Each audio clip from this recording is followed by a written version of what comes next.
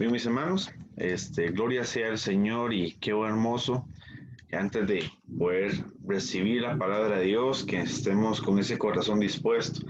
También, en cierta forma, hermanos, preparamos, no solamente en la oración preparamos su corazón, sino también al entonarle cánticos, seguimos al Señor, preparamos nuestro corazón para la palabra que vamos a recibir. Así que, gloria sea al Señor por ese momento. Ahora quedamos con nuestro querido hermano Ever, que nos va a compartir la santa palabra de Dios.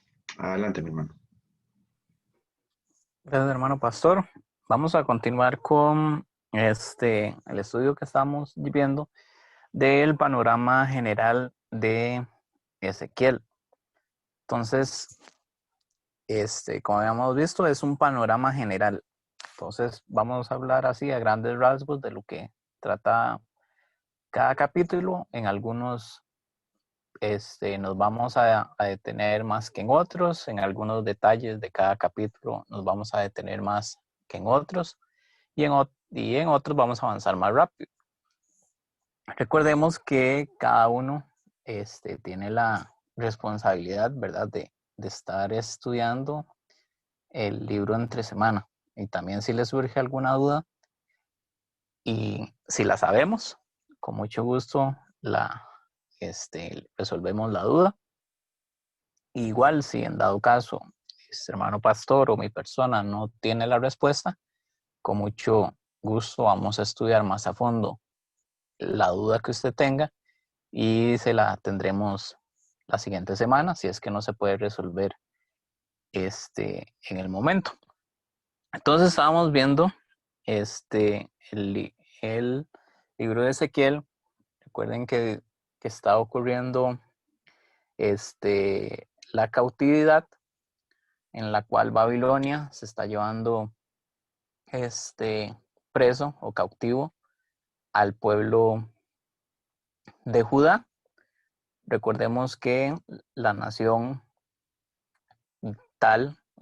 como tal, como Israel, se había dividido en el tiempo de Roboam, el hijo de Salomón, y el cual Dios le había dado a Jeroboam, un personaje que surge, le había dado en posesión las 10 tribus del norte, y Roboam queda con 2 tribus, con la tribu de Judá y con la tribu de Benjamín.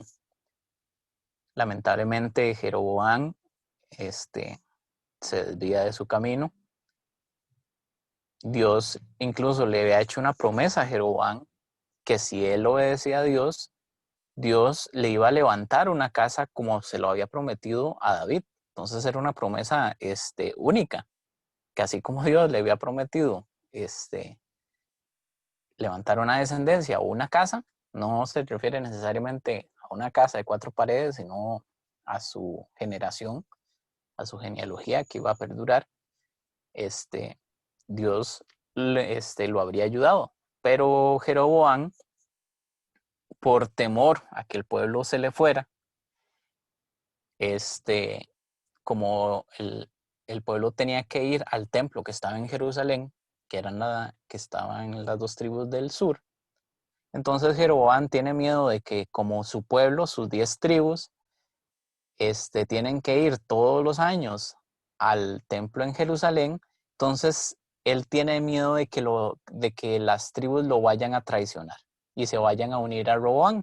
Entonces tiene la genial idea de, para que el pueblo no tenga que ir al templo de Jerusalén, entonces construye su propio templo con sus propios dioses, crea 2 becerros de oro. Entonces les dice, vea, ya no tienen que ir a alabar a Dios a Jerusalén, ahora ya hay un templo aquí más cercano, en Samaria, y ahí incluso ya les puse dioses para que los adoren. Entonces tranquilos, ya no tienen que viajar al sur a adorar a Dios al templo de Jerusalén. Entonces el pueblo lamentablemente se desvía, se convierte a los ídolos, Dios los castiga, viene la nación de los asirios y los lleva presos. Dios les advierte también a Judá. Entonces es también por eso que en el libro de los reyes, y en Crónicas vemos que siempre se menciona que hay un rey en Israel y hay otro rey en Judá.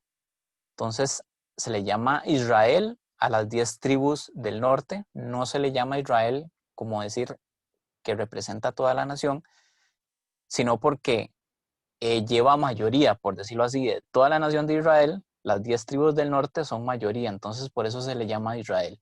Y como las 2 tribus del sur, la principal es Judá, entonces se le llama al pueblo de Judá. Y de ahí viene también la palabra judíos, que son los que son de la tribu de Judá. Entonces las 10 tribus del norte desaparecen, son llevados cautivos por Asiria. Tiempo después Babilonia conquista Asiria y se pierden esas tribus. Son lo que se le llama popularmente las tribus perdidas de Israel. Dios les advierte a Judá que si siguen el mismo ejemplo de su hermana Israel, o sea, de las 10 tribus del norte, Dios les va a castigar de igual forma, que va a venir una nación extranjera y se los va a llevar cautivos. El pueblo de Judá no obedece a Dios y Dios, como un Dios justo, los castiga, haciendo que la nación del imperio de Nabucodonosor, el imperio babilónico, ataque Jerusalén y los lleve cautivos. El rey de Judá trata de escudarse en Egipto para que le ayude. En lugar de refugiarse en Dios, le pide ayuda al pueblo de Egipto para que le defienda. El pueblo de Egipto trata de defenderle, no puede hacer absolutamente nada en contra de Nabucodonosor, ya que es un ejército mucho más fuerte, es un imperio mucho más fuerte, y pierden una batalla. Y entonces Nabucodonosor empieza a hacer un asedio, empieza a hacer un sitio a la ciudad de Jerusalén y a llevarse el pueblo judío en 3 extractos. Se lo lleva, por decirlo así, en 3 partes. Y entonces Dios envía precisamente en una de esas extracciones, es llevado Ezequiel, y Ezequiel estando en Babilonia, Dios le muestra varias visiones y lo manda como profeta a ese pueblo. Tanto al pueblo que está en Babilonia, también con profecías acerca de los que todavía quedan en Jerusalén. Dios les manda que no se resistan, que esto es parte de Dios, que es parte del castigo de él contra su pueblo. Igual nadie quiere escuchar a Dios. Todos dicen, no, lo que dice Ezequiel es mentira, esto nunca va a pasar, ustedes tranquilos. Y no deciden creerle al profeta Ezequiel. Después de que todas las profecías, Dios les habla, ninguno quiere hacer caso. Dios le dice a Ezequiel ya no les hable más. Ya se acabaron las advertencias, ya el juicio llegó y el juicio es inevitable. Y después Dios hace un juicio o hace profecías en contra de las otras naciones. Primero Dios empieza por su pueblo y después sigue con las demás naciones. Siempre el juicio de Dios siempre empieza primeramente por su casa. Y se me da ahí el pastor, me deja compartir pantalla. Entonces vamos a ver nada más un resumen de lo que estábamos viendo. Habíamos visto que entonces Dios hace una profecía contra las naciones. Pasa de hacer profecía en contra de su pueblo y ahora sigue con una profecía en contra de las naciones. Habíamos visto, era en el capítulo 25, la primera profecía es contra Amón, la segunda contra Moab, la tercera contra Edom, la cuarta contra los filisteos, Entonces, y las profecías empiezan con lo más cercano a Israel y después se sigue extendiendo. Después sigue una profecía contra Tiro. En esta son 3 capítulos que habla contra la nación de Tiro, que era, como decir, el imperio económico en ese momento, tanto el capítulo 26 como el capítulo 27 y parte del capítulo 28, toda es contra Tiro. Después habla contra Sidón y de último habla contra Egipto. Y es precisamente en Tiro y en Egipto que más se concentran las profecías, o las que son más largas o las que abarcan más capítulos. ¿Por qué? Porque eran, como decir, las 2 naciones que ahorita estaban teniendo más protagonismo. Tiro por ser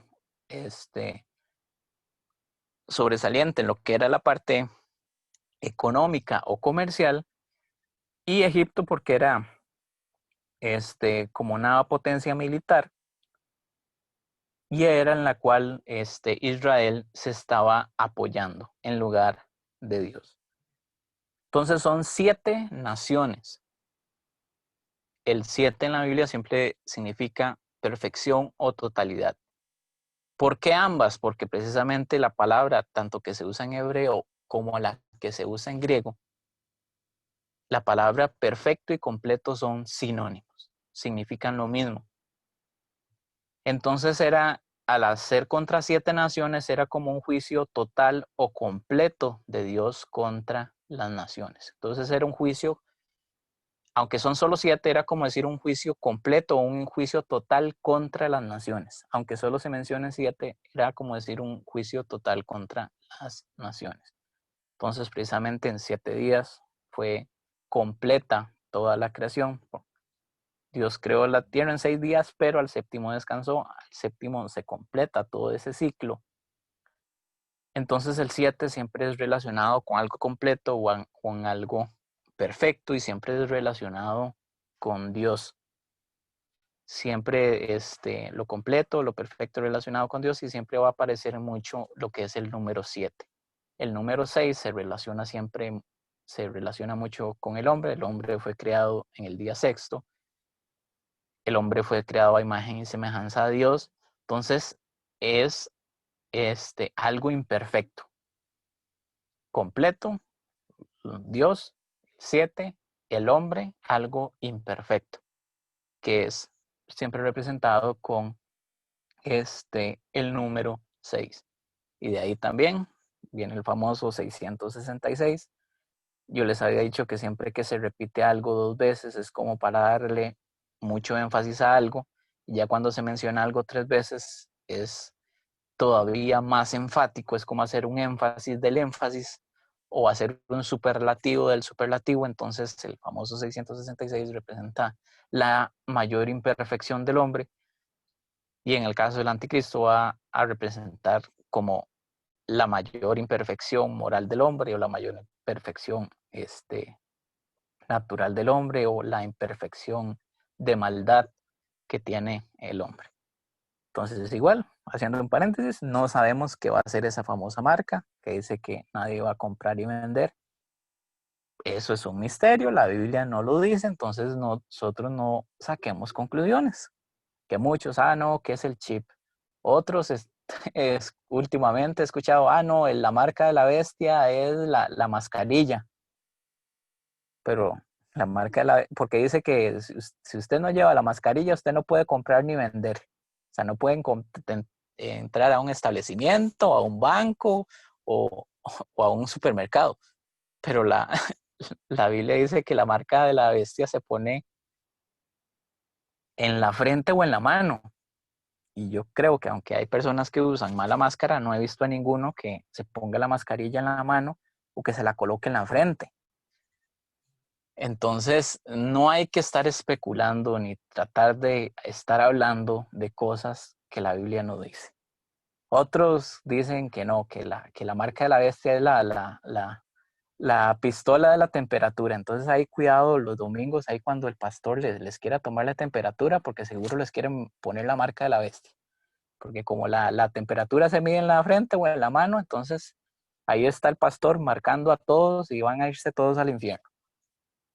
No, mis hermanos, o sea, no saquemos cosas que la Biblia no dice. Y eso es lo que hemos tratado de ver en Ezequiel, que hay muchas cosas, hay muchos misterios, hay cosas que la Biblia no nos explica. Y que hay cierta capacidad de nosotros para tratar de interpretar lo que dice, pero debemos hablar donde Dios habla y debemos callar donde Dios calla. Entonces, estas profecías tratan de hablar de el juicio completo de Dios contra las naciones. Dios no las castigó en su momento, pero el juicio de Dios siempre es justo y el juicio de Dios no ocurre cuando nosotros queremos, sino cuando Dios lo considera. El hecho que Dios no haya manifestado un juicio en específico no quiere decir que Dios sea malvado o que Dios sea injusto. Porque muchos dicen hoy en día, bueno, pues que si Dios es bueno, entonces ¿por qué no está castigando a todos los que hacen maldad?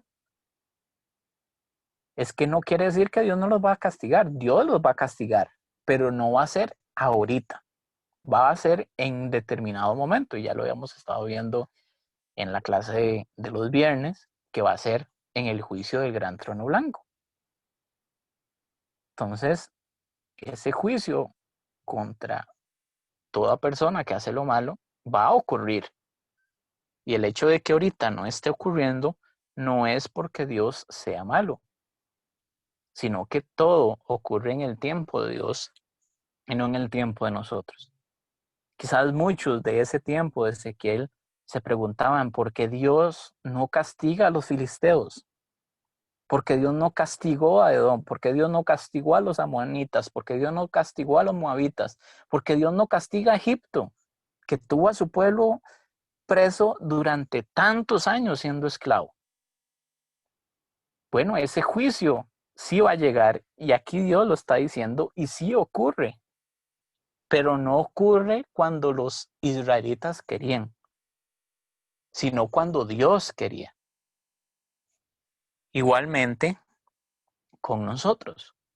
Tal vez haya ocurrido que alguien nos haya hecho daño o haya hecho algo malo en contra de nosotros y empezamos a decir, ¿dónde está Dios? ¿Por qué Dios mira que tal vez maltrataron a uno de sus hijos? Porque es que Dios mira que matan a muchos de sus hijos y Él no hace nada. ¿Es que será que no le importamos a Dios? ¿Será que Dios es injusto? ¿Será que a Dios no le importa la maldad? ¿O será que incluso Dios es malo? No, no es eso, sino que los juicios de Dios no ocurren cuando nosotros queremos, sino cuando Dios así lo decide. Entonces aquí está haciendo precisamente las profecías contra el juicio de estas naciones, que como le digo son 7. Y esto reflejaba que Dios iba a hacer un juicio completo. Muchos de estos juicios se van a hacer parcialmente en Ezequiel y muchos de ellos van a ocurrir totalmente hasta que venga el Mesías. Así como contra Edom, que se mencionaba en el capítulo 25, todavía Dios falta de ejecutar en su totalidad el juicio contra Edom. Y lo va a hacer precisamente cuando Él vuelva. Y esto se habla un poco en Isaías, donde se dice quién es ese que viene con los vestidos rojos. Y es precisamente Jesús. Jesús baja con sus vestiduras blancas y después aparece con sus vestiduras totalmente vestidas de rojo. Y es precisamente cuando ejecuta o termina de ejecutar su juicio contra las naciones y se compara precisamente a alguien que con vestiduras blancas pisa las uvas en un lagar. Como ustedes han visto tal vez en videos o como hacen en Francia, que empiezan a aplastar las uvas con sus pies para sacar su jugo. Entonces, obviamente, imagínese usted en medio de un montón de uvas y empieza a pisarlas con ropa blanca, obviamente sus ropas se van a manchar. Y tan es así que todas las ropas de Jesús quedan manchadas de rojo por la sangre de sus enemigos. Entonces, como les dije, contra Tiro y contra Egipto son los que más espacio ocupan en esta profecía contra las naciones, porque eran como las naciones que más importancia estaban teniendo. Entonces, la vez pasada habíamos visto el capítulo 29 y cómo Dios compara precisamente a Egipto como si fuera una vara, como si fuera un bastón en el cual su pueblo se había apoyado. En lugar de apoyarse en Dios, se había apoyado en Egipto. Y Dios les dice, ese famoso bastón que ustedes usaron era un bastón que se quebraba como si nada. Y en lugar de ayudarles, más bien terminó dañándolos. Porque dice que es como si se les hubiera insertado en sus manos ese bastón cuando se quebró y que más bien terminaron cayendo y terminaron ellos mismos quebrándose. Es como usted que le dé algo sumamente frágil a una persona ya mayor para que camine o baje unas escaleras y obviamente si ese bastón que usted le da es muy frágil y se quiebra, puede estar dañando a la misma persona o puede dañarse cuando esa persona cae, precisamente por la debilidad de ese bastón. Ellos se habían apoyado a decir, no, Egipto me va a salvar. Y resulta que llega a Egipto, primer batalla contra Nabucodonosor y la pierde. Entonces Dios habla en contra precisamente de Egipto y cómo él lo va a castigar. También hablaba de cómo Dios va a usar a Nabucodonosor como su espada o como su arma de destrucción. Dios va a usar a Nabucodonosor para destruir a todas estas naciones. Ya habíamos hablado que específicamente contra Tiro, Nabucodonosor sitia Tiro durante 13 años y en esos 13 años no pudo ganar absolutamente nada porque el pueblo de Tiro se retiró a la isla que ellos tenían por fortaleza y ahí Nabucodonosor no les pudo hacer nada. Entonces durante 13 años fue, por decirlo así, 13 años perdidos. Y Dios le dice, no se preocupe, porque por decirlo así, Nabucodonosor era como el empleado, era el siervo de Dios. Entonces Dios le dice, tranquilo, yo sé que usted trabajó para mí y no recibió paga de ese trabajo, pero no se preocupe porque el cheque de su paga va a ser Egipto. Entonces, aunque no pudo sacar no pudo sacar riquezas de Tiro ni ningún valor de ahí, no se preocupe porque cuando vaya a Egipto los va a derrotar y va a sacar todo, va a sacar toda va a sacar toda la riqueza que no pudo sacar de Tiro. Entonces, el cheque de paga para Nabucodonosor por lo que pasó en Tiro iba a ser Egipto. Y llegamos al capítulo 30. Entonces dice así, igual si hay alguna pregunta o algo, me avisan porque cuando comparto la pantalla del celular no puedo ver el chat. Entonces no me doy cuenta si alguien tiene alguna pregunta o alguien tiene alguna duda. Entonces dice, vino a mí palabra de Jehová diciendo, hijo de hombre, profetiza y di, así ha dicho Jehová el Señor. Voy a agrandarlo un poco y para que no esfuercen la vista. Dice, así ha dicho Jehová el Señor, lamentad, ay de aquel día, porque cerca está el día de Jehová, día de nublado, día de castigo de las naciones será. Siempre que se nombra el día del Señor o el día de Jehová en la Biblia, siempre se refiere a un día de juicio, un día en que Dios va a cobrar el juicio contra alguien en específico. Entonces, siempre que se nombra ese día de Jehová, se refiere a un día de juicio. Muchas veces es referido a un momento inmediato donde Dios iba a castigar a cierto pueblo o a cierta persona, y también muchas veces tiene su eco en cuando Jesús venga, como les decía ahora.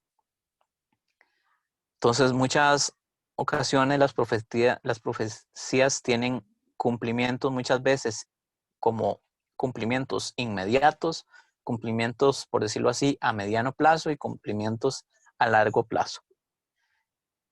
Dice, y vendrá espada a Egipto y habrá miedo en Etiopía. Etiopía estaba al sur de Egipto. Cuando caigan heridos en Egipto y tomarán sus riquezas y serán destruidos sus fundamentos. Vamos a ver si de casualidad aquí aparece. Bueno, aquí aparece Egipto. Y para acá abajo está Etiopía. Vamos a alejarnos un poco para que se ubiquen. Ahí está el continente africano. Por allá estamos nosotros. Dice Etiopía, Fut, Lut, toda Arabia, Libia y los hijos de las tierras aliadas caerán con ellos. Dice a filo de espada. Así ha dicho Jehová. También caerán los que sostienen a Egipto y la altivez de su poderío caerá. Desde Migdol hasta Sebene caerán en él a filo de espada, dice Jehová el Señor. Entonces Dios dice, no solamente va a caer Egipto, sino también, por decirlo así, quienes estén aliados a Egipto. Entonces todos ellos iban a caer junto a Egipto. Y serán asolados entre las tierras y asoladas sus ciudades, y serán entre las ciudades desiertas, y sabrán que yo soy Jehová. Entonces habíamos visto que precisamente esta es una frase que se repite mucho. Van a saber que yo soy Jehová. O sea, van a saber que yo existo, que yo soy quien digo ser. Porque precisamente, como les decía, muchos llegan a esa conclusión cuando el juicio no llega de manera inmediata. Que tal vez llega alguien y comete un pecado y dice, uy, mira, yo hice este pecado contra Dios y Dios no me castigó, de ahí voy a volverlo a hacer. Y lo vuelven a hacer. Mira, no me cayó un rayo, no me pasó nada malo, no me caí, no me pasó nada, de ahí voy a volverlo a hacer. Y creen que Dios es un juego, o que Dios es un alcahueta, o que Dios simplemente no le importa lo que pasa a nuestro alrededor. Y creemos que, no, Dios dice que es justo, pero eso es mentira. Porque si fuera justo ya hubiera hecho algo. Bueno, Dios dice, bueno, cuando vean el juicio delante de ustedes van a saber que yo soy Jehová, van a saber que yo cumplo mi palabra, van a saber que yo sí soy justo y que yo sí soy santo. Ahí se iban a dar cuenta quién era él. Dice, y sean quebrantados, dice, cuando ponga fuego a Egipto y sean quebrantados todos sus ayudadores. En aquel tiempo saldrán mensajeros de delante de mí en naves para espantar a Etiopía, la confiada, y tendrán espanto como en el día de Egipto, porque ella aquí viene. Vamos a ver. Sí. Muchos usaban precisamente el famoso Nilo, que es ahí esa línea negra que va hacia abajo, precisamente como vía de escape. Entonces muchos lo que van a hacer es de escapar precisamente a Etiopía. Entonces muchos iban a llegar a temer, decir, mira, pero es que aquí vienen los egipcios y los viene persiguiendo a Nabucodonosor, entonces fijo los va a venir a buscar acá. Entonces tampoco eso les iba a servir de nada, ellos no iban a poder escapar del juicio de Dios. Así ha dicho Jehová el Señor, dice, destruiré las riquezas de Egipto por mano de Nabucodonosor, rey de Babilonia. Aquí dice Dios como a manos de quién iba a cumplir el juicio contra ellos. Él y con él su pueblo, los más fuertes de las naciones, serán traídos para destruir la tierra y desenvainarán sus espadas sobre Egipto y llenarán de muertos la tierra. Y secaré los ríos y entregaré la tierra en manos de malos y por mano de extranjeros destruiré la tierra y cuanto en ella hay, yo Jehová he hablado. Egipto, al ser un desierto, Egipto dependía demasiado del río Nilo. Y precisamente para tratar de hacer más fértil la tierra, ellos lo que hacían era muchas veces tratar de desviar el río hacia sembradíos para así poder subsistir. Porque en medio de un desierto tan árido, el agua obviamente era sumamente preciada. Entonces ellos muchas veces dependían demasiado del río Nilo para poder comer, porque no solamente les servía para crear cultivos, sino también era lo que sustentaba la vida de muchas personas y de muchos animales que ellos pastoreaban. Y Dios lo que les dice es, por si acaso pensaban de que sus ríos los iban a salvar, lo que voy a hacer es secarlos. Y aparte, el río también servía como barrera natural en contra de los enemigos. Entonces, los ríos, al estar secos, no solamente iba a haber escasez de alimento, no solamente iban a morir las personas, no solamente iban a morir los animales, sino que el río, a los ríos, al estar secos, iban a servir como vías o como caminos para que los enemigos entraran más fácilmente a la tierra. Dice, así ha dicho Jehová el Señor, destruiré también las imágenes y destruiré los ídolos de Memphis. Y no habrá más príncipe de la tierra de Egipto. Y en la tierra de Egipto, dice, pondré temor. Egipto estaba lleno de imágenes, lleno de ídolos, lleno de sus dioses. Y aparte lo que más simbolizaba a Egipto era su famoso príncipe, su famoso faraón. Dios dice, va a llegar un momento en que yo voy a desaparecer los faraones de Egipto. Y como les decía la vez pasada, así como para muchos era increíble o incluso ridículo pensar que Tiro desaparecería, también igual era algo que era increíble o ridículo de que Egipto, al ser un imperio tan grande, fuera a desaparecer con esas grandes ciudades que tenían. Hoy en día ya no existen. O sea, si acaso quedan nada más las famosas pirámides. Pero esas enormes ciudades tan grandes que tenía Egipto, llegaron a desaparecer todas. Y también desaparecieron los famosos faraones. Y si usted ve hoy en día, ¿qué es Egipto? Una atracción turística. Eso es lo que es Egipto hoy en día. Ya no es una potencia mundial, ya no es un imperio, ya no es una nación que pueda someter a otro montón de naciones bajo su pie. No, ahora Egipto lo que es una atracción turística. Igual con Tiro. ¿Se acuerdan cuando habíamos visto las imágenes de Tiro? Tiro se transformó en nada, en una ciudad común y corriente. Incluso yo les decía, usted va a Google Maps y hay más centros comerciales y más restaurantes y más negocios aquí en Escazú de los que hay en Tiro. Y eso que Tiro era la potencia económica y comercial de su época. Y hoy en día es más atractivo, yo creo que Escazú, comercialmente de lo que es Tiro hoy en día. Entonces Dios les dice, esta gran ciudad, este gran imperio que ven que es Egipto, todo esto va a llegar a desaparecer. Dice, asolaré a Patros y pondré fuego en Zoán y haré juicios en Tebas. Tebas era como la capital de Egipto. Y aquí está nombrando Dios varias ciudades como para decirles, vea, ninguna de las ciudades que componen Egipto se va a escapar. Todas ellas van a desaparecer. Y derramaré mi ira sobre Sin, fortaleza de Egipto, y exterminaré a la multitud de Tebas. Sin era precisamente la fortaleza que tenía Egipto, así como la isla que tenía Tiro en el mar era su fortaleza, la fortaleza de Egipto era Sin. Y sin embargo Dios le dice, bueno, pues esa fortaleza también va a caer.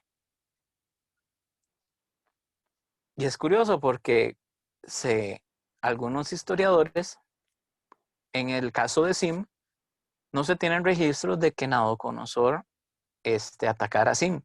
Pero sin embargo, Sim sí pereció a manos de los persas, que es el reino que sigue después de Babilonia.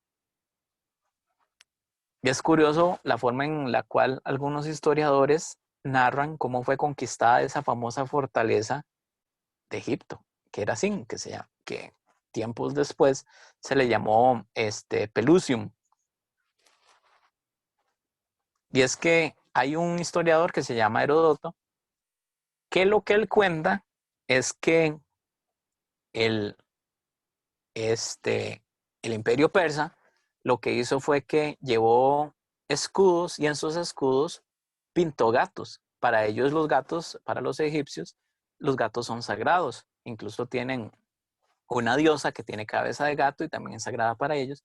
Entonces dicen que ellos pintaron esa diosa en forma de gato en los escudos, de manera que los egipcios no quisieron atacar a los persas para no deshonrar la imagen de su diosa que estaban en los escudos del enemigo.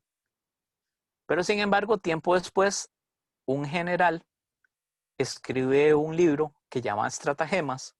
Estratagemas es, por decirlo así, las estrategias que se usan en guerra para ganar las batallas. Y él en este libro se llama Estratagemas, cuenta de que lo que hicieron los persas no fue que pintaron a esa diosa en forma de gato en los escudos, sino que usaron gatos de verdad, y lo que hicieron gatos así vivos, y los amarraron a los escudos. Y como para ellos eran sagrados, así como hoy en día para los de la India son sagradas las vacas y que tienen prohibido tocarlas, entonces ellos se aprovecharon de eso y pusieron gatos en sus escudos, aunque suene ridículo, y los egipcios no los atacaron por temor a represalias en contra de los dioses. Y entonces que aparte que eran más numerosos en cuanto a soldados, entonces aún así los egipcios no se les resistieron y poderlos derrotarlos más fácil. Y también otro historiador cuenta que incluso cuando llegaron a Sim, que se llamaba después Pelisium, empezaron a usar gatos como catapultas, empezaron a lanzarles gatos adentro de la ciudad para desconcertar a los egipcios y así poder incurrir más fácilmente dentro. Entonces vean hasta dónde llegaba la idolatría de ellos, que incluso prefirieron morir antes que atacar a sus enemigos, porque tenían gatos. Entonces a ese extremo llegaba la idolatría de ellos, que sentían de que si hacían algo en contra de los gatos, podrían llegar a morir. Preferían la muerte antes que del otro lado, en el más allá, los dioses cobraran venganza contra ellos. Dice, pondré fuego a Egipto, Sin tendrá gran dolor, y Tebas será destrozada, y Memphis tendrán continuas angustias. Tebas y Sin estaban como en los dos extremos del país. Entonces, básicamente, cuando menciona Tebas y Sin, quiere decir el juicio contra Egipto va a abarcar toda la nación. Nada se va a escapar. Los jóvenes de Aben y de Pibeset, dice, caerán a filo de espada, dice, y las mujeres irán en cautiverio. Esto era algo que caracterizaba mucho, precisamente, a lo que eran los babilonios. Los babilonios estaban acostumbrados en muchas ocasiones a llevar presos. En Pibeset, curiosamente, era donde se momificaban a los gatos. Era en Pibeset donde se tomaban a los gatos y cuando morían los momificaban. Y era precisamente en esa ciudad que lo hacían. Como les digo, los gatos tenían tenían una gran importancia para los egipcios y los consideraban sus dioses. Dice, y en Tafnes oscurecerá el día, cuando quebrante yo allí el poder de Egipto. y cesará en ella la soberbia de su poderío.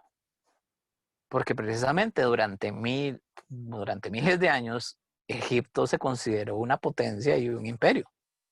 Entonces ellos también se consideraban invencibles. Y cesará en ella la soberbia de su poderío, tiniebla la cubrirá, y los moradores de sus aldeas irán en cautiverio. Haré pues juicios en Egipto y sabrán que yo soy Jehová. Precisamente muchos llegaron a creer de que los dioses de ellos eran más poderosos que Jehová, que simplemente Dios no los había podido vencer. Dios dice, bueno, en ese día van a saber que yo soy Jehová y que yo soy más poderoso que sus dioses. Dice, aconteció en el año 11, en el mes primero, los 7 días del mes, que vino mi palabra de Jehová diciendo, hijo de hombre, he quebrado el brazo de Faraón, rey de Egipto. Y aquí que no ha sido vendado, ni poniéndole medicinas, ni poniéndole faja para ligarlo, a fin de fortalecerlo para que pueda sostener la espada. Entonces Dios había quebrantado, por decir así, el poder militar de Egipto y no iba a poder seguir atacando. Dice, por tanto, así ha dicho Jehová el Señor. He aquí contra Faraón, rey de Egipto. Heme aquí contra Faraón, rey de Egipto, y quebraré sus brazos, el fuerte y el fracturado. Y haré que la espada se le caiga de la mano. Ya iba a dejar de ser una potencia militar, ya no iba a poder seguir peleando más. Y esparciré a los egipcios entre las naciones y los dispersaré por las tierras. Y fortaleceré los brazos del rey de Babilonia y pondré mi espada en su mano, mas quebraré los brazos de Faraón y delante de aquel gemirá con gemidos de herido de muerte. Fortaleceré pues los brazos del rey de Babilonia y los brazos de Faraón caerán y sabrán que yo soy Jehová.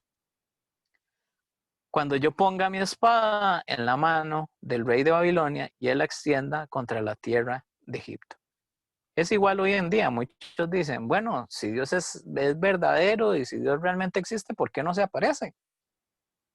No, es que no se aparece porque no existe.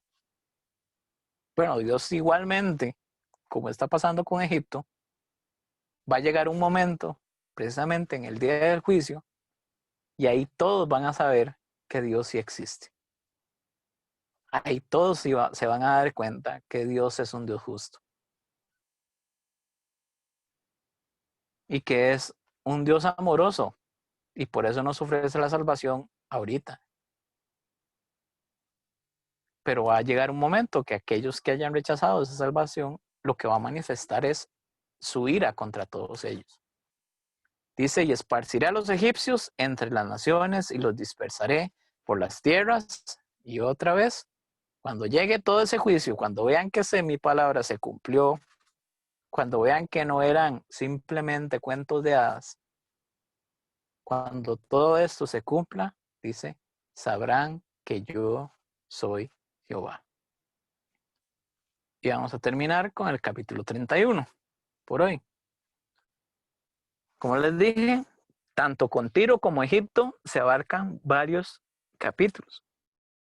Ya que hay varias profecías que se están haciendo contra Egipto precisamente y contra Tiro, porque eran las naciones más importantes en ese tiempo. Igual todavía falta un capítulo más, pero el otro capítulo lo leemos la siguiente semana. Vamos a terminar con el 31. Dice, aconteció en el año 11, en el mes tercero, el día primero del mes, que vino a mi palabra Jehová diciendo, hijo de hombre, di a Faraón, rey de Egipto, y a su pueblo, ¿a quién te comparaste en tu grandeza? O sea, hubo un momento en que Egipto se comparó a sí mismo con otra nación, precisamente porque se creían muy importantes, porque se creían invencibles. Entonces le hace la pregunta, bueno, ¿usted a quién se comparó en tu grandeza? Y aquí nos dice que en su momento, ¿a quién fue que se comparó Egipto? O sea, Egipto dijo, yo me parezco a esta nación en lo poderoso que soy. ¿A cuál nación fue? Bueno, aquí nos lo dice. Y aquí era el asirio. Ellos se compararon al asirio. Recordemos que antes de Babilonia, el imperio más grande que hubo fue el asirio. y que fue precisamente el imperio asirio el que se llevó cautivas a las 10 naciones del norte de Israel. ¿Qué pasó? Que después empezó a crecer el imperio babilónico y el imperio babilónico derrotó al imperio asirio, a ese que en su tiempo era el más fuerte. He aquí que el asirio, cedro en el Líbano de hermosas ramas. Entonces el Líbano siempre ha sido caracterizado precisamente por los famosos cedros, que son árboles sumamente grandes y que tienen fama de tener muy buena madera. Y son árboles que incluso llegan hasta medir más o menos 25 metros de altura.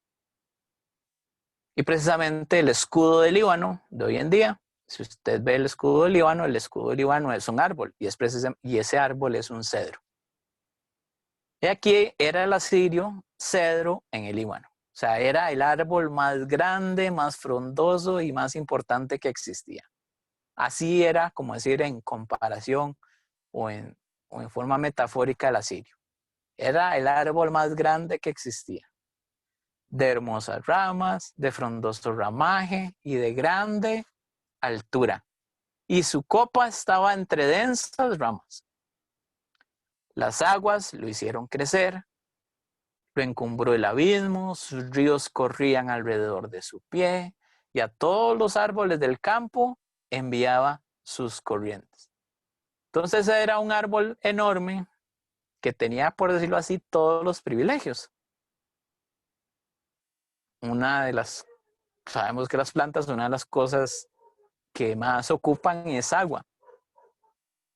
Y un árbol que siempre está junto a una fuente de agua es un árbol que, por decirlo así, tiene asegurado su futuro.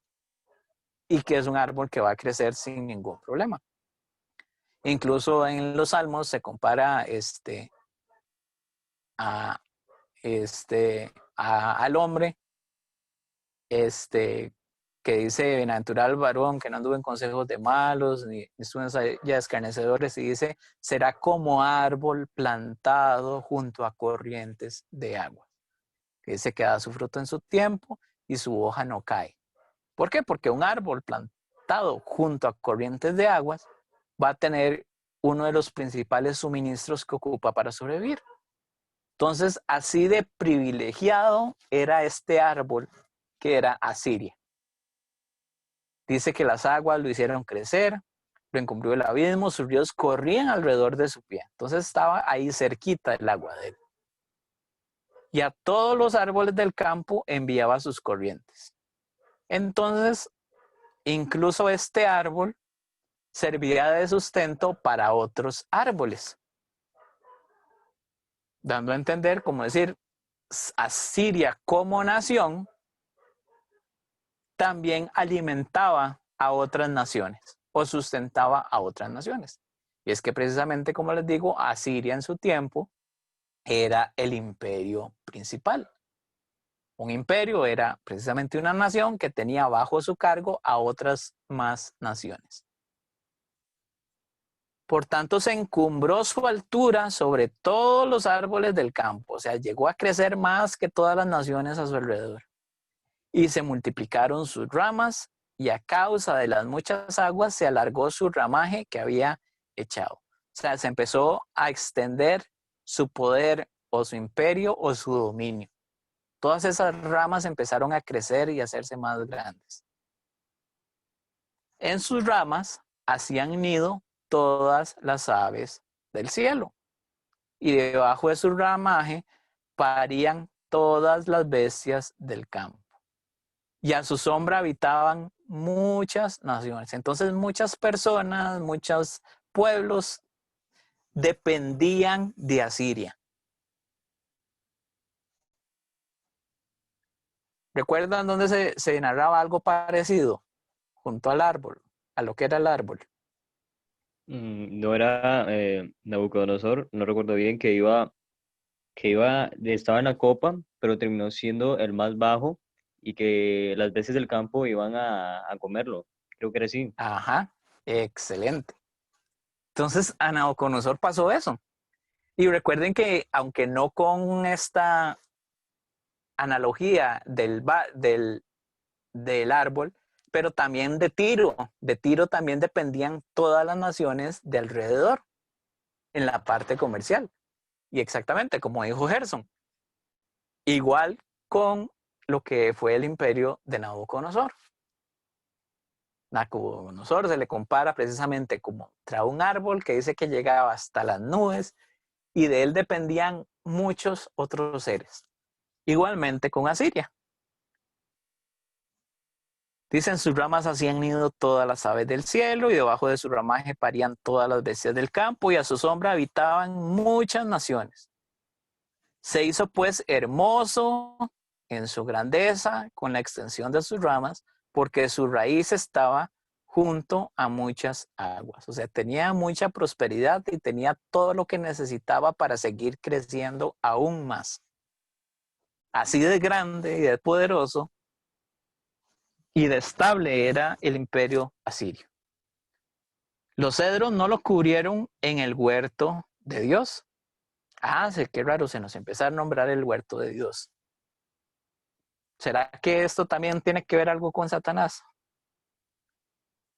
Las hayas no fueron semejantes a sus ramas, ni los castaños fueron semejantes a su ramaje.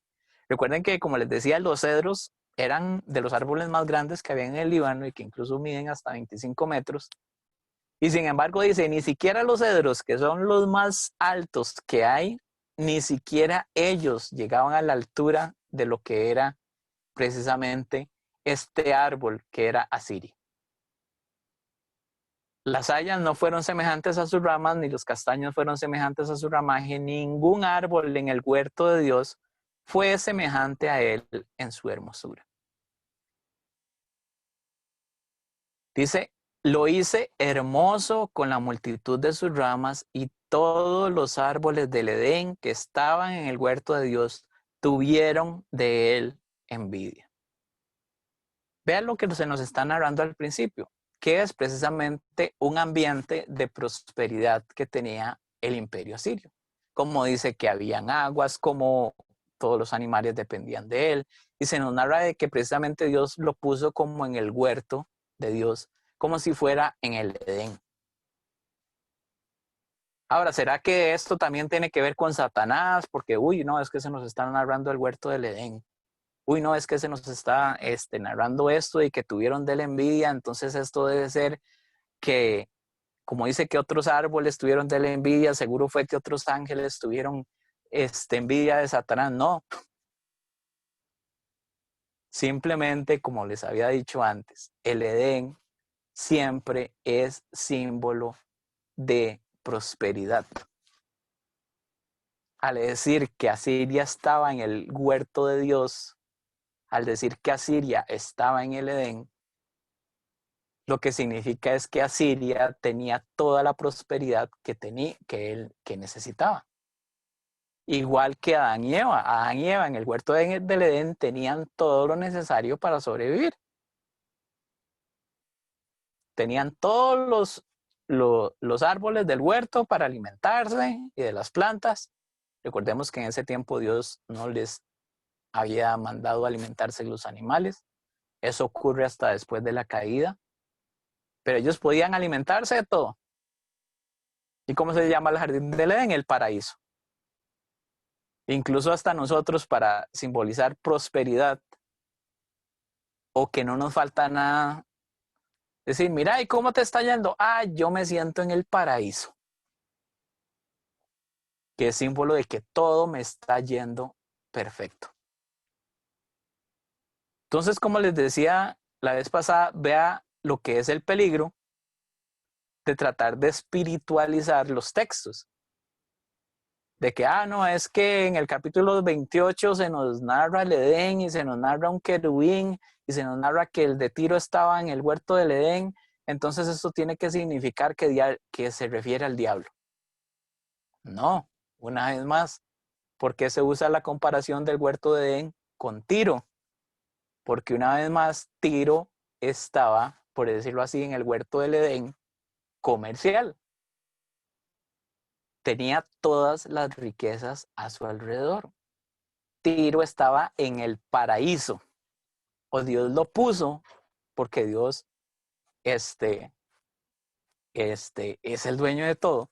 Al fin y al cabo, Dios fue quien le permitió a Tiro llegar a crecer tanto. Igual acá. El Asiria no se hizo grande porque los asirios son muy cargas. No, Dios dice, lo hice hermoso. Dios fue quien se encargó de hacer que Asiria prosperara, de que Asiria estuviera en ese paraíso en el cual no le faltaba absolutamente nada, que es simbolizado por el río que estaba a sus pies, y en el cual muchas otras naciones dependían de él. Porque si es así, como les digo, nosotros podríamos meter o crear teologías y doctrinas a partir de lo que nosotros queramos. Que eso es lo que muchos hacen hoy en día. Agarran un versículo, tratan de acomodarlo a sus pensamientos y crean una nueva doctrina.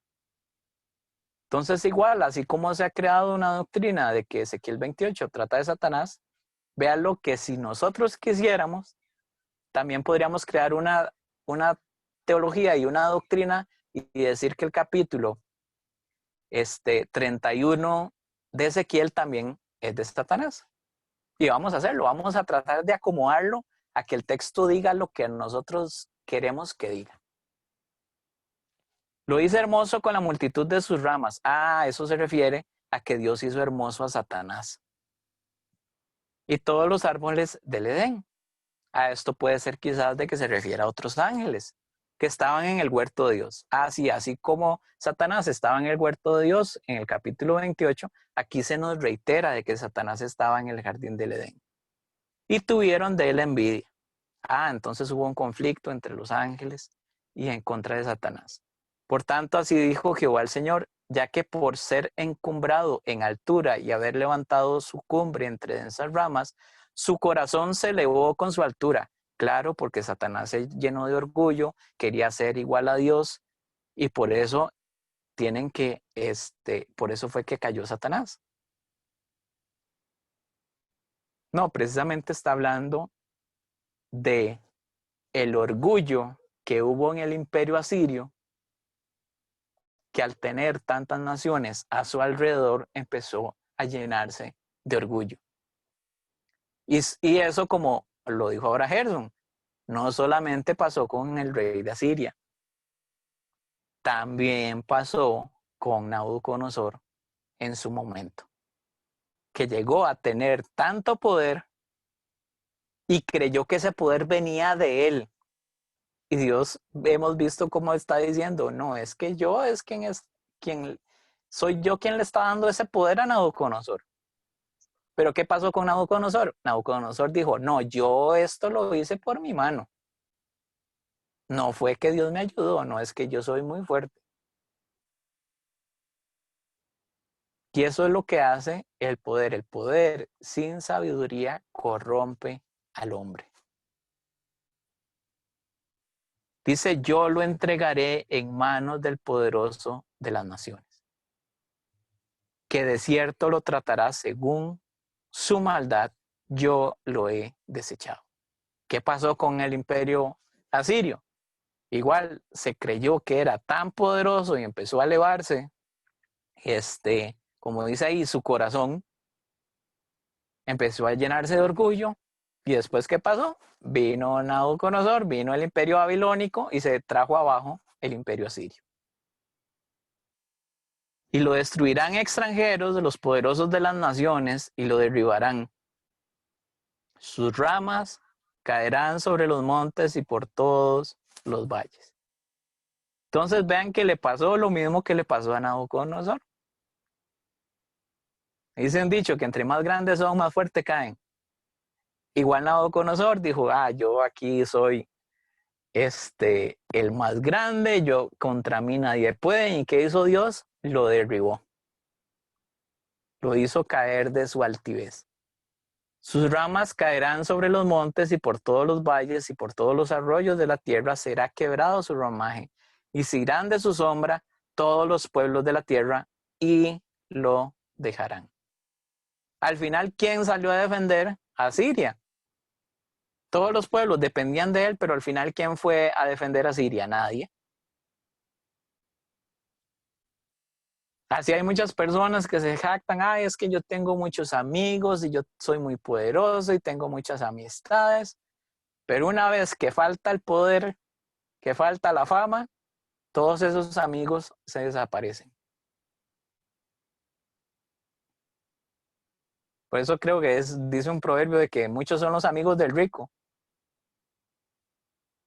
pero al pobre nadie lo alza ni a ver.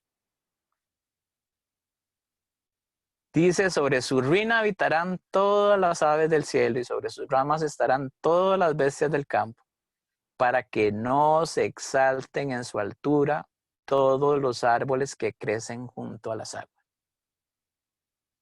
Entonces, precisamente los árboles están representando a las naciones.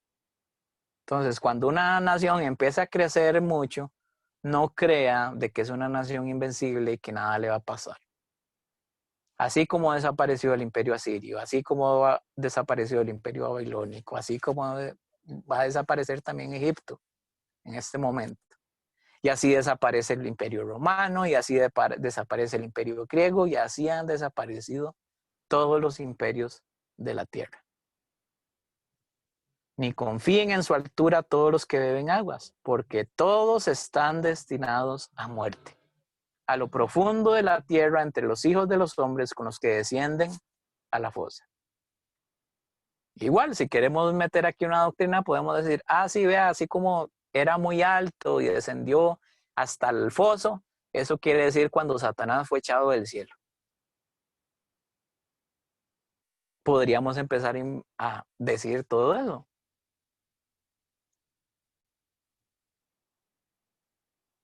Pero vemos que el curso natural del texto no es de la caída de Satanás de lo que está hablando. ¿De la caída de quién está hablando? De la caída del imperio asirio. Así ha dicho Jehová el Señor. El día que descendió al Seol, está hablando del Seol y el diablo fue lanzado al Seol. No. Recordemos que Satanás no fue lanzado al Seol. Satanás no gobierna el infierno. Satanás está gobernando aquí en la tierra.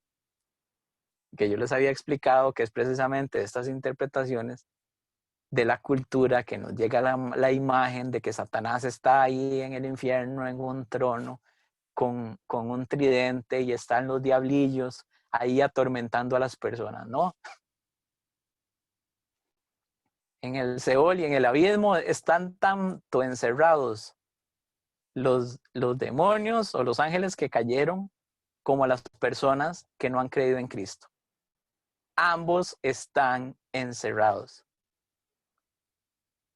Ambos tienen su celda, por decirlo así. No es que Satanás está administrando esa cárcel de allá abajo.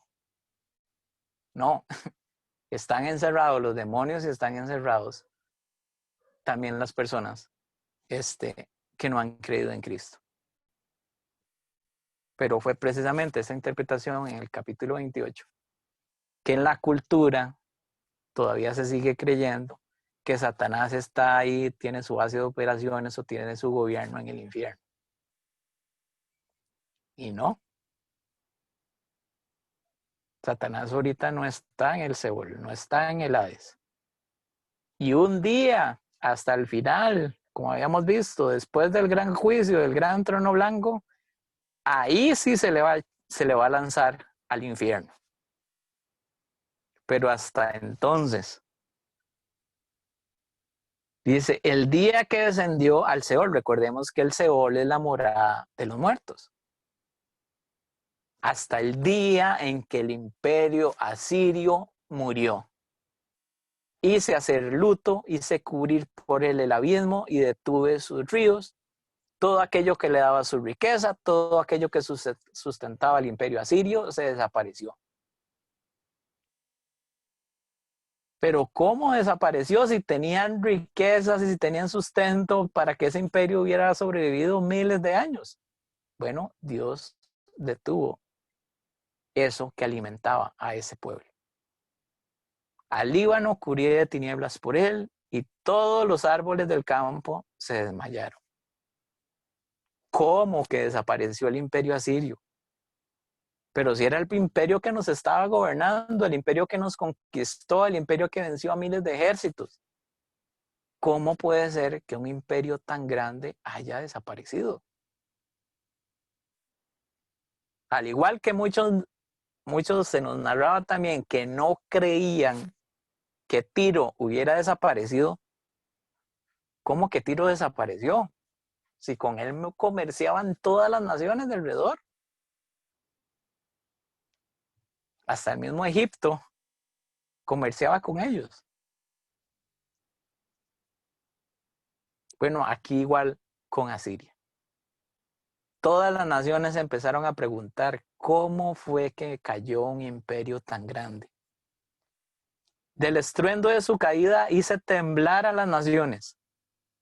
Obviamente, cuando cae un imperio tan grande, obviamente el panorama político y económico y militar no puede seguir igual. Es como que ahorita desapareciera Estados Unidos o desapareciera China. China tiene prácticamente, usted pudiera amontonar todos los dólares del mundo que existen en el mundo, China tiene la mitad de esos dólares. China ahorita es un imperio económico enorme y por eso es que ahorita Estados Unidos está tratando de luchar para quitarle un poco de poder a China y por eso ha pasado el problema con los famosos celulares Huawei y se han tratado de cerrar muchos convenios con China porque precisamente Estados Unidos se dio cuenta de que China tenía una gran parte de ese poderío económico. Es precisamente como que desapareciera Estados Unidos o desapareciera China. Obviamente, el panorama mundial no podría seguir siendo igual. Así pasó con Asiria. Y así pasó cuando desapareció Tiro. Precisamente como si fuera una especie de China que fuera una especie de Tiro. Si usted ve cualquier cosa ahorita, como dicen el famoso, usted va y revisa la marca y todo dice hecho en China. La parte comercial de China es sumamente grande. Y sin embargo, así como Tiro desapareció. El poder militar y el poder que tenía Asiria, uno dice, no, jamás va a desaparecer, y sin embargo desapareció. Dice, del estruendo de su caída hice temblar a las naciones, cuando las hice descender al Seol con todos los que descienden a la sepultura. Asiria llegó a ser una nación como cualquier otra. Así como desapareció una nación chiquitita, así Dios también hizo desaparecer una nación tan grande. Y todos los árboles escogidos del Edén y los mejores del Líbano. Todos los que beben aguas fueron consolados en lo profundo de la tierra. ¿Por qué? Porque, como decir, de ahí a Siria, no es que usted era tan grande y no ve, cayó y vino a parar al mismo lugar que todos nosotros. Igual como pasó con Tiro, que igual se narra esta comparación cuando vemos cuando cayó Tiro, que dice que muchas personas salieron a recibirlo cuando llegó al Seol. Diciendo, ¿cómo fue que acabó aquel que atormentaba a las naciones? También que decía con el imperio babilónico. De ahí no es que usted era tan fuerte, Babilonia. Y vea cómo llegó a parar. Que Isaías nos narra de lo que después va a pasar con el pueblo babilónico. Y con el pueblo babilónico sucede exactamente lo mismo. Babilonia ahorita en Ezequiel está conquistando todo lo que se lleva por delante. Y sin embargo en Isaías se nos dice, usted también va a caer como todas las demás naciones. Igual aquí, como dice, todos los árboles más escogidos del Edén, otra vez no se refiere al jardín del Edén de Adán y Eva. Está haciendo una comparación, está haciendo un simbolismo de todas esas naciones que eran prósperas. ¿Qué lugar era el mejor para cualquier árbol, planta o animal para poder crecer? De ahí era estar en el jardín del Edén, porque es el jardín que Dios hizo con absolutamente toda la abundancia que existía. Dice, también ellos descendieron con él al Seol. Muchos, sí, es que se trata de los ángeles que cayeron con Satanás y todos descendieron al Seol. No, se refiere a las naciones, que cuando cayó el imperio asirio, también ellos cayeron. También ellos descendieron con él al Seol, con los muertos a espada, los que fueron su brazo. O sea, aquellos en los cuales ellos se apoyaban, todos ellos cayeron. Los que estuvieron a su sombra en medio de las naciones. ¿A quién te has comparado así en gloria y en grandeza entre los árboles del Edén? Le está preguntando Egipto. A Siria. Precisamente llegó un momento en que Egipto llegó a ser tan fuerte que dijo, la verdad que yo soy como Asiria. Yo soy igual fuerte que él. Yo soy igual de grande que él. Dice, pues derribado serás con los árboles del Edén en lo profundo de la tierra. O sea, Dios le está diciendo, usted Egipto se está comparando como si usted fuera tan fuerte como Asiria. ¿A usted se le olvidó qué pasó con Asiria? Es que yo soy como Asiria, yo soy igual de fuerte, yo someto a las naciones, muchas personas dependen de mí, yo soy igual de fuerte que Asiria. Y Dios le está diciendo en todo eso que acaba de pasar, ¿usted se cree que es igual a Siria? Sí, yo soy igual a Siria. Y a usted se le olvidó cómo terminó Asiria. ¿Cómo terminó ese imperio tan grande con el cual usted se compara? A usted se le está olvidando, Egipto, ¿qué fue lo que yo hice con ese imperio tan grande? Pues así como cayó Asiria, así también van a caer ustedes. Derribado serás con los árboles del Edén. No importa qué tan próspera sea una nación, si Dios decide que caiga, esa nación caerá. Entre los incircuncisos yacerás con los muertos a espada. Este es Faraón y todo su pueblo, dice Jehová el Señor. Dios lo llega a cumplir. Como les digo, ¿qué es Egipto hoy en día? Esa nación, muchas veces esas ciudades que se nos enseñan en las películas, ese montón de riqueza que tenían los egipcios, ¿en qué paró Egipto después? No importa qué tan grande sea una nación, Dios la puede hacer caer. Igual como les digo, igual como a Estados Unidos, igual a China, Dios los puede hacer desaparecer. No, no creo. No creo que Dios haga eso. Estados Unidos es tan grande, ¿cómo es posible que Dios lo desaparezca?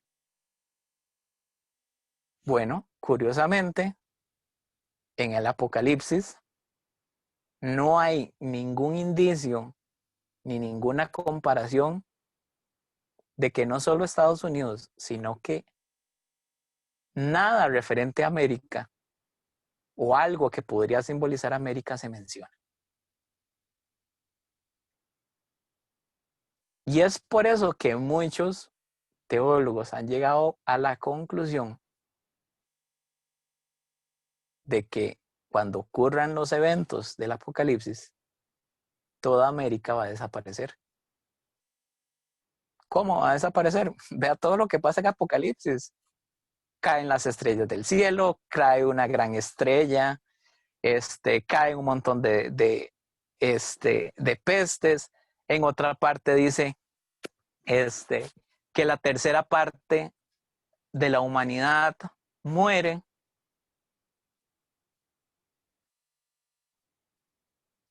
Y casi todos los eventos ocurren alrededor de Israel. Y qué raro, ¿por qué no se mencionan todas las demás naciones? Cuando ocurra todo eso,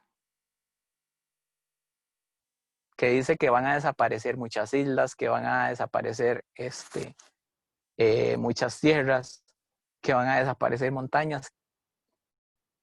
Adivinen posiblemente cuáles sean esas primeras tierras, esas primeras islas y todo eso que desaparezca. Forzosamente a Jerusalén y sus alrededores tienen que sobrevivir porque con ellos ocurre todo lo del Apocalipsis.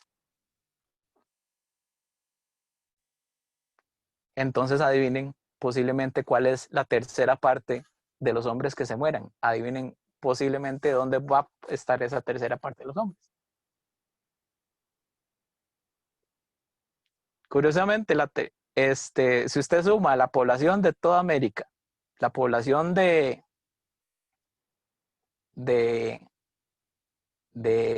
continente africano, si usted suma la población de Australia y lo que son la parte de Japón y todo eso, si usted lo suma todo, curiosamente da la tercera parte de la población mundial. Y Apocalipsis dice que en determinado momento se muere la tercera parte de la población mundial. Pudiera ser. Puede que sí, puede que no.